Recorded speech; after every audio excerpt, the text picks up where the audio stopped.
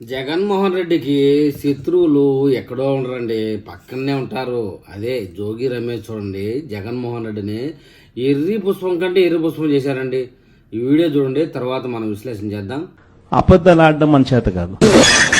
నాని ఎప్పుడప్పుడు అంటాడు, నాకున్న సమస్యలు ఏదంటే అన్న నీతో ఒక సమస్య ఉంది అని అంటాడు. ఏం సమస్య లేదంటే అతి నిజాయితీతనం, అతి మంచితనం. మా జోగి రమేష్ మీద డైవర్ట్ చేస్తూ ఆరోపణలు చేశారు. మా జోగి రమేష్ 2 ఫోన్లు ఇలా చూపించినాడు. అయ్యా ఈ నా ఫోన్ లో నుంచి నాకు ఆ జనార్దన్ రావు అనేవాడు ఎవడో తెలియదు. అసలు ఆ మనిషితో నాకు పరిచయాలు లేవు, మాట్లాడే సంబంధాలు లేవు, అది సత్సంబంధాలు అంతకన్నా లేవు. ఎంత పచ్చి అబద్ధం అండి. జనార్దన్ రావు తెలుసు, ఎందుకంటే మా ఊరు కదా. మా బజార్లో వాళ్ళ తాతగారి వ్యాపారం, మా ఊరు. మీది వాళ్ళది ఎదురెదురు ఇల్లు. ఎదురు ఇల్లు కాదు, మా బజార్లో వాళ్ళ చిల్లర షాపు. సరే, మా పరిచయస్తుడు.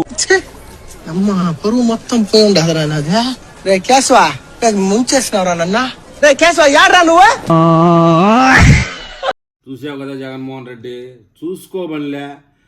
మీరంతా ఒక పార్టీయే, మాట్లాడుకొని ఏది నిజం ఏది అబద్ధం రా అని ఒక మాట మాట్లాడుకొని తర్వాత మీడియా ముందు మాట్లాడింటే ఎంత బాగుండు. నువ్వు అతనికి ఫోన్ చేసి ఉంటావో లేదో, అతను నీకు విషయం చెప్పుంటాడో లేదో, నువ్వేమో మీడియా ముందు మనోడు ఉత్తముడు, ఇంతకాడికి ఉత్తముడు లేడు, ఇది అది అని చెప్పేస్తావు. లాస్ట్కి నువ్వేమో ఎర్రి పుష్పం అయిపోతావు. వైసీపీలో సోషల్ మీడియాలో ఒకప్పుడు జగన్మోహన్ రెడ్డి మీద ఏదైనా వెటకారంగా వేస్తే గుర్తుందా? అప్పుడు మీ సిఐడి బాస్ ఇట్లా వెటకారంగా వేసిన వాళ్ళ ఆస్తిపాస్తులు జప్తు చేస్తామని చెప్పేసి పెద్ద ఇదిగా మాట్లాడేది. ఈరోజు నువ్వు సోషల్ మీడియాలో ఆంధ్రప్రదేశ్ తెలంగాణ రాష్ట్రాలకు సంబంధించి కామెడీ పీస్ అయిపోయావు జగన్మోహన్ రెడ్డి. ఈ కామెడీ పీస్ చేసింది టీడీపీ వాళ్ళు కాదు, నువ్వే, నీ పార్టీ వాళ్ళే. ఎదటి జోగి రమేష్ ఇతరత్ర వాళ్ళే. వీళ్ళ నిన్ను కంట్రోల్ చేయలేకపోవడం నీ దురదృష్టం.